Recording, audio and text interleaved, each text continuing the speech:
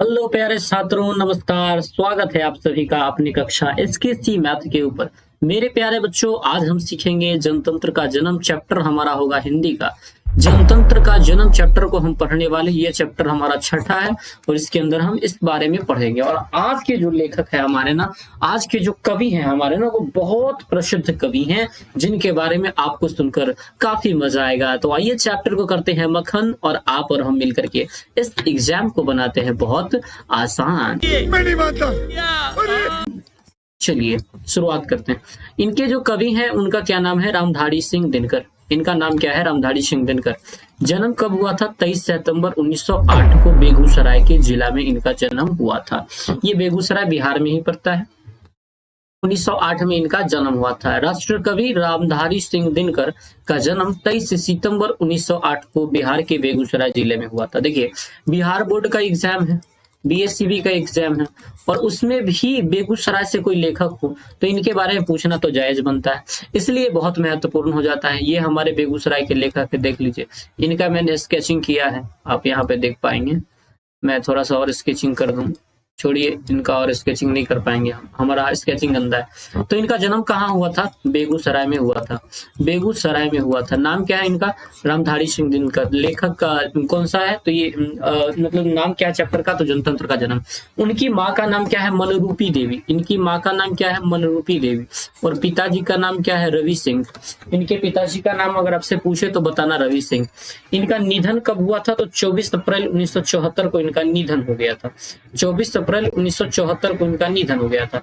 रामधारी सिंह दिनकर राष्ट्र कवि के नाम से जाने जाते हैं। पूछा जाएगा कि राष्ट्र कवि किसे कहा जाता है, तो रामधारी सिंह दिनकर को कहा जाता है। इनको क्या कहा जाता है? राष्ट्र कवि कहा जाता है। मेरे प्यारे छात्रों, इनको क्या कहा जाता है? राष्ट्र कवि। मैं तो राष्ट्रपिता लिखने वाला था। राष्ट्र कवि कहा जाता है। इनको क्या कहा जाता है? राष्ट्र कवि कहा जाता है। आइए, दिनकर को संस्कृत के 4 अध्याय पर, यहाँ पे लिखा हुआ है कि दिनकर जी को संस्कृत के 4 अध्याय पर साहित्य अकादमी पुरस्कार मिला था।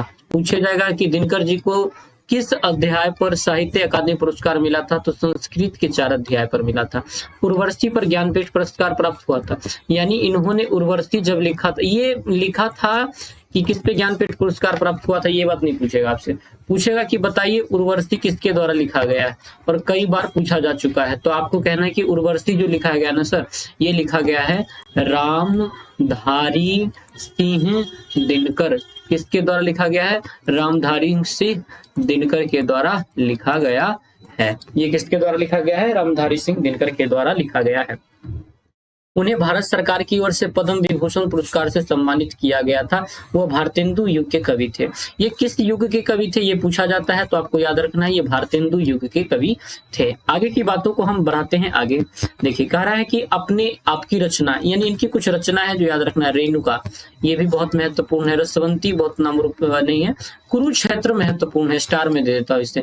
रश्मि रथिया, हा, इतनी बार पूछा गया है ना कि नाम मत लो। नील कुसुम उतना नहीं। उर्वशी बहुत इंपोर्टेंट है।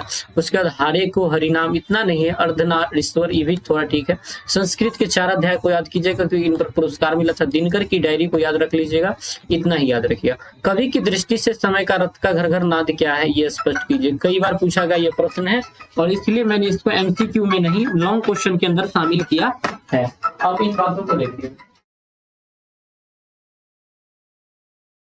तो आगे की चर्चा हम करते हैं। यहाँ पे देखिए, आगे की चर्चा में हम ये समझेंगे कि कवि की दृष्टि से समय का रथ का घर घर नाद क्या है। तो स्पष्ट करें। कवि की दृष्टि से जनता का दिन बदल गया है और समय का घर घर नाद है। अब देश में लोकतंत्र की स्थापना हो रही है, जिससे जो शासन है वो जनता का होगा। अब वो मतलब गया कि वो जहाँ पे शासन होता था पराये लोगों का, वो शासन का पद्धति अब गया। अब जो शासन का पद्धति चलेगा वो हमारे यहाँ चलेगा किस लोगों का? तो लोकतंत्र का चलेगा। कहाँ चलेगा? लोकतंत्र का चलेगा। आगे की बातों को देखिए। कवि कह रहा है कि कवि की दृष्टि से समय के रथ का, यानी समय का जो रथ है वो घर घर नाद कर रहा है, गूंज कर रहा है कि अब अब जनता का दिन बदल गया है, समय बदल गया है, अब लोकतंत्र की स्थापना हो चुकी है, जिस कारण से क्या होगा, शासन जनता का होगा। कभी जनता के स्वप्न किस तरह से खींचता है, कभी जनता के स्वप्न एक सुंदर चित्र खींचता है, कवि के अनुसार वर्षों सदियों से दुख सहने वाली जनता अब सुख मिलने वाला है, क्योंकि देश में क्या चीज स्थापित हो चुकी है, लोकतंत्र स्थापित हो रही। विराट जनता का स्वरूप क्या है, विराट जनतंत्र का स्वरूप क्या है? कवि के अनुसार सिर मुकुट धारण करने की बात करता है, और क्यों? विराट जनतंत्र का स्वरूप 30 करोड़ जनवासियों को देश की लोकतंत्र की स्थापना। विराट जनतंत्र का यही स्वरूप है कि लोकतंत्र स्थापित है। कवि 30 करोड़ जनता के सिर पर मुकुट बांधने की बात करते हैं, क्योंकि लोकतंत्र में राजा जनता होता है, क्योंकि लोकतंत्र में राजा क्या होता है, जनता होता है, और जनता ही सिर के मुकुट बनने का मतलब श्रेय उसी को जाता है। कवि की दृष्टि से आज के देवता कौन है और वो कहाँ मिलेंगे, यानी कवि ने किसे देवता कहा है, कवि के अनुसार देवता कौन है? तो कवि कहते हैं कि आज के जो देवता है ना, वो सड़क पर, खेत में, खलिहान में काम करने वाले लोग हैं, और वो सड़कों में, खेतों में या कहीं अन्य जगह पर काम करते हुए आपको मिल जाएंगे। कविता का मूल भाव क्या है, संक्षेप में स्पष्ट करें। यानी ये जो जनतंत्र का जन्म है, इसका मूल भाव क्या है, संक्षेप में स्पष्ट करें। इस कविता के कवि रामधारी सिंह दिनकर जी हैं। दिनकर जी की कविता में काफी रहस्यमय बातें छुपी हुई होती हैं। इस कविता के माध्यम से कवि लोकतंत्र की स्थापना की जाने की बात वो यहाँ के शासकों को सचेत कर रहे हैं कि ये जनता वर्षों से यातनाएं सह रही, यानी वो राजाओं को सचेत करना चाहते हैं, नेताओं को सचेत करना चाहते हैं कि जो जनता तुम्हारे वर्षों से यातना को सह रही है, अब उनका समय आ चुका है। अब किनका समय आ चुका है, उनका समय आ चुका है।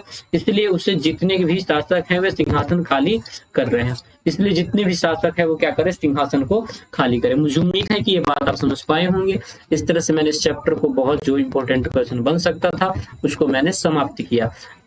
प्यारे छात्रों, मैं मिलता हूं फिर नई वीडियोज के साथ। मैं छोटा सा क्रिएटर हूं, मैं चाहता हूं कि आप मुझे हेल्प करें, इसलिए चैनल को सब्सक्राइब करें।